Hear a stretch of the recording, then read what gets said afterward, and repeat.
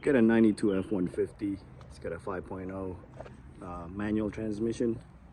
Today we're going to be replacing the starter. So go ahead and disconnect your battery terminals. Curl underneath the passenger side. Pretty straightforward job, not very complicated. You have plenty of room here. Starters are here.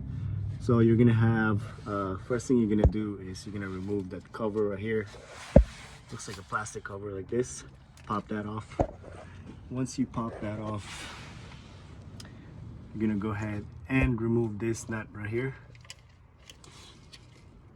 I can zoom in. Take that nut off. That is gonna be a 13 millimeter.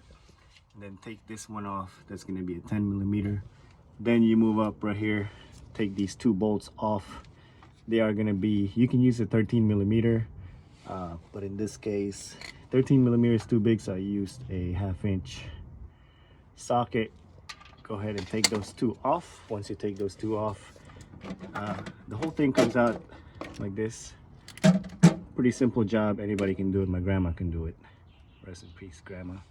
But anyway, that's how you replace the starter. The new one goes in reverse order.